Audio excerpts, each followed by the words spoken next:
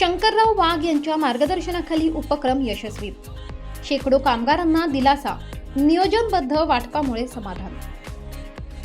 बांधकाम कामगारांच्या कल्याणासाठी राबवण्यात येत असलेल्या किट वितरण उपक्रमाला निफाडमध्ये चांगलाच वेग आलाय। महाराष्ट्र इमारत व इतर बांधकाम कामगार कल्याणकारी मंडळ तसेच नाशिक जिल्हा संघटित कामगार संघ यांच्या संयुक्त विद्यमाने भांडी, बॅग व विविध आवश्यक साहित्याचे किट वाटप अत्यंत शिस्तबद्ध पद्धतीने सुरू आहे। या उपक्रमाला भारतीय जनता पक्षाचे माजी जिल्हाध्यक्ष तसेच संघटित कामगार नाशिक जिल्हाध्यक्ष शंकरराव वाघ यांचे प्रभावी मार्गदर्शन लाभत आहे।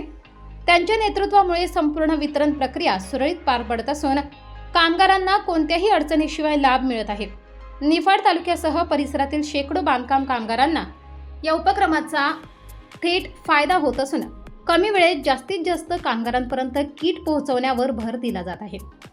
कार्यकर्त्यांनीही नियोजनबद्ध काम करत वितरण अधिक सुलभ केले आहे। दरम्यान किटचा लाभ घेतलेल्या कामगारांनी शंकरराव वाघ यांचे आभार मानत समाधान व्यक्त केले।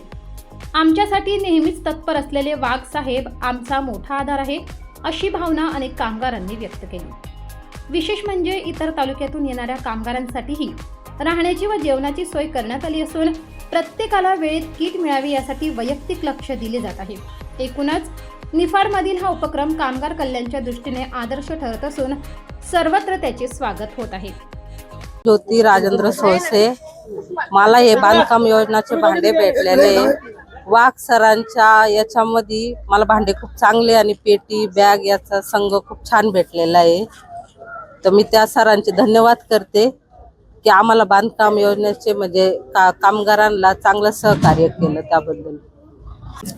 बांधकाम कामगार साहित्य ह्या योजनेचा लाभ आम्ही घेतलेला आहे। तो आम्हाला इतर कुठेही मिळाला नाही। शंकरराव वाघ निफाड येथे आम्हाला त्या वस्तूंचा लाभ मिळाला आहे आणि त्यांचे खूप खूप मनापासून धन्यवाद। ते खूप चांगले सहकार्य करत आहेत। माझं नाव कौशला नामदेव वागेरे आणि राहणार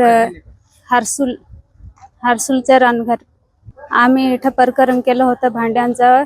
शंकर वाघ साहेबांचे मुळे आम्हाला लय चांगले भांडे मिळाले।